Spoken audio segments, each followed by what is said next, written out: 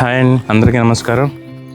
నేను చాలా శివాలయాలకు వెళ్ళానండి. అందులో చాలా విచిత్రమైన శివలింగాలు ఉన్నాయి, విచిత్రమైన శివ టెంపుల్స్ ఉన్నాయి. ఎందుకు విచిత్రం అంటారా? ఫర్ ఎగ్జాంపుల్, మీరు మన ఆంధ్రప్రదేశ్లోనే దక్షారామం తీసుకుంటే, దక్షారామంలో శివలింగం మీకు చిన్న శివలింగం కాదండి. ఒక 4-5 అడుగులు 6 అడుగులు ఉన్న శివలింగం కాదు. అది ఎంత ఉంటుందంటే 2 ఫ్లోర్స్లో ఉంటుంది ఆ శివలింగం. కరెక్టే, 2 ఫ్లోర్స్లో ఉంటుంది ఆ శివలింగం.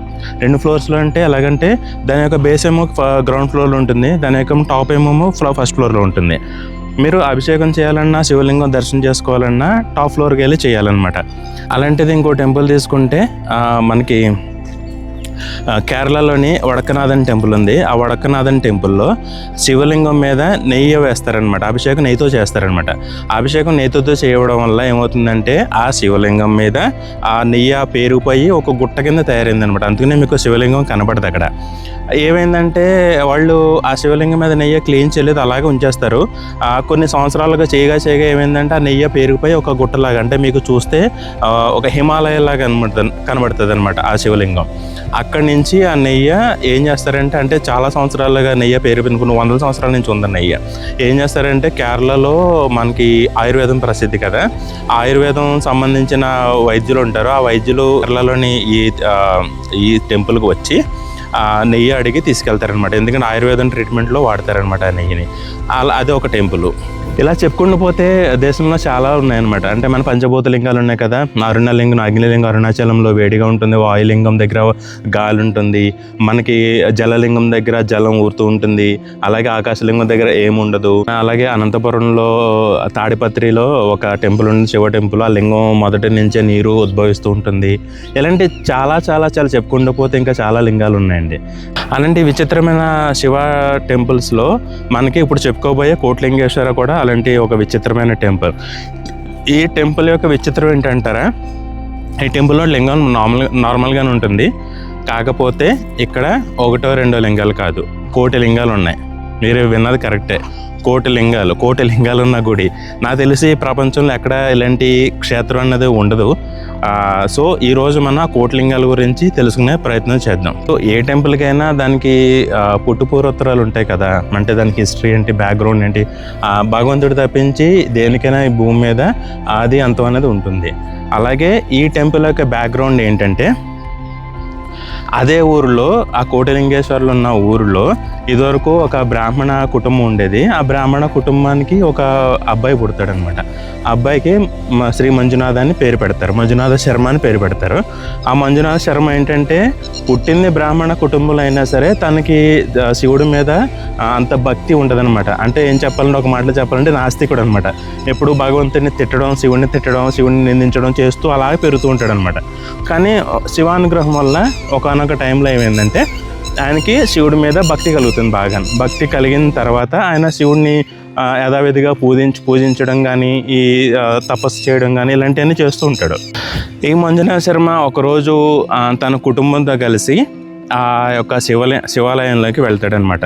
శివాలయంకి వెళ్ళినప్పుడు అదే టైంలో అక్కడ ఆ ఊరిని, ఆ యొక్క ప్రాంతాన్ని పాలించే వైస్రాయ్ కూడా ఉంటాడనమాట. ఆయన ఉన్నప్పుడు ఎప్పుడైతే ఈ మంజునాథ శర్మ అప్పుడు ఆ టెంపుల్లోకి ఎంటర్ అయ్యాడు, అడుగుపెట్టినప్పుడు ఆ టెంపుల్లో ఉన్న, ఆ గుడిలో ఉన్న దీపాలు, మనకు తెలుసు కదా, దీపాలు ఇదివరకు పూర్వపు టెంపుల్స్లో ఏంటంటే మొత్తం దీపాలన్నీ పెడతారన్నమాట. గుడి నిండా దీపాలు ఉంటాయి.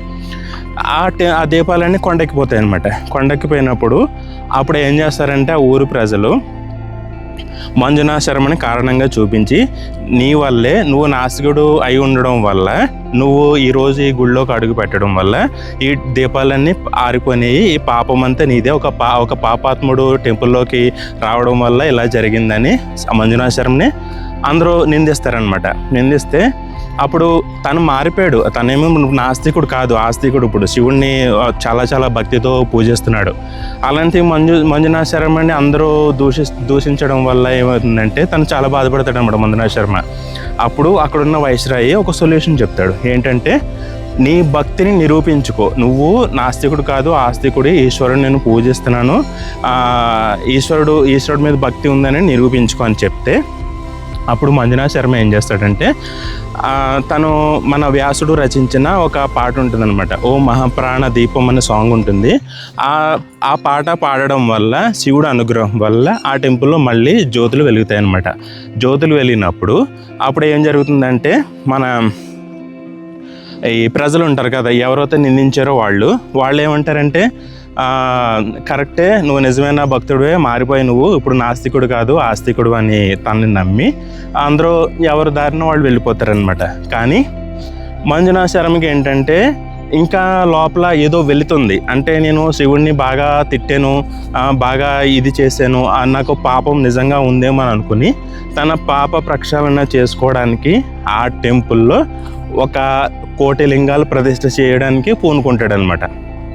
అప్పుడు పూనుకుంటే మెల్లిగా మొదలు పెడతాడు. దానికి మన చెప్పాను కదా వైస్రాయ్ కూడాను, ఆయన కూడా భక్తుడే, ఆయన కూడా సహకరిస్తాడనమాట. అలాగా ఈ కోటిలింగాలు క్షేత్రం అనే క్షేత్రం, ఈ కోటిలింగాలు అనే క్షేత్రము అక్కడ ఏర్పడింది. అప్పుడు మీరు ఈ స్టోరీ విన్న తర్వాత ఏదైనా మీకు ఏమైనా గుర్తొచ్చిందా, అంటే ఏదైనా సినిమా కానీ ఏదైనా గుర్తొచ్చిందా? అంటే లైక్ దీని మీద బేస్ చేసుకునే మనకి మన మెగాస్టార్ చిరంజీవి గారు, మన అల్లు అర్జున్ కాదు, మన సీనియర్ అర్జున్ గారు సినిమా తీశారు, శ్రీ మంజునాథ అనే సినిమా తీశారు. దాంట్లో చూపించిన క్షేత్రమే ఇప్పుడు మనం చూడబోయే ఈ కోటిలింగేశ్వర క్షేత్రం అనమాట. ఈ కోటిలింగేశ్వర క్షేత్రము మొత్తము 15 ఎకరాల్లో ఉంది. ఆ 15 ఎకరాల్లో మొత్తము ఉన్న లింగాల సంఖ్య ఏంటంటే 85 లక్షలు. మొత్తం కోటిలింగాలు అయితే లేవు, 85 లక్షల చిల్లరతే ఉన్నాయి అక్కడ ఉన్న లింగాలు. ఎవరైనా మీకు అంటే ఏదైనా మొక్కు ఉండి ఇలాగ నేను లింగ ప్రతిష్ఠ చేస్తాను, నా సమస్య తీరుతాను అనుకుంటే కనుక మీరు అక్కడ లింగ ప్రతిష్ఠ చేయొచ్చు. అక్కడ టెంపుల్లో సంప్రదించి మీకు దానికి తగ్గ రుసుము కట్టేసి మీరు లింగ ప్రతిష్ఠ చేస్తారంటే మీకు దేవాలయం వాళ్ళే మీకు ఏర్పాట్లు చేస్తారు, మీరు అక్కడ లింగ ప్రతిష్ఠ అయితే చేయొచ్చు అనమాట. అక్కడ అంటే చిన్న లింగాలు అంటే ఒక అడుగంటే ఎంత ఉంటుంది కదా, అడుగు లింగం నుంచి 110 అడుగులు ఎత్తు లింగాలు ఉన్నాయన్నమాట అక్కడ. అండి మొత్తం కోటిలింగేశ్వర యొక్క క్షేత్రం యొక్క హిస్టరీ అవుతాయి. ఎక్కడైతే మంజునాథ సినిమా తీశారు 85 లక్షల లింగాలు అయితే ఉన్నాయి. ఇక్కడ 15 ఎకరాలు విస్తరించి ఉంది. చాలా బాగుంటుందండి టెంపుల్ కూడాను. ఒకేసారి అన్ని లింగాలు చూడాలంటే నిజంగాను ఏం చెప్పాలి, అదృష్టం ఉండాలి. అన్ని లింగాలు 85 లక్షల లింగాలంటే మీరు ఒకే ప్రాంగణంలో ఒకే క్షేత్రంలో 85 లక్షల లింగాలంటే మామూలు విషయం కాదు. మీకు ఎటు చూసినా శివలింగాలు, ఎటు చూసినా అటు చూసినా, బ్యాక్ చూసినా, లెఫ్ట్ చూసినా, రైట్ చూసినా, ఎటు చూసినా మీకు శివలింగం కనబడుతుంది. అంటే సర్వంతర్యామి అంటారు కదా, మొత్తం అంతా ప్రపంచాన్ని అంతా మనం భగవంతుని చూడాలి అన్నట్టు మీరు ఆ క్షేత్రంలోకి వెళ్తే మీకు అనిపిస్తుంది అనమాట, మొత్తం ప్రపంచం అంతా శివుడిని చూసినట్టు ఉంటుంది అనమాట. సో చూడలేని వాళ్ళ కోసం మీకోసం నేను మొత్తం అంతా ఈ వీడియోలో చూపిస్తున్నాను. మొత్తం అంతా చూడండి. చూసిన తర్వాత ఒక లైక్, సబ్స్క్రైబు, షేరు చేయడం మాత్రం మర్చిపోవద్దు.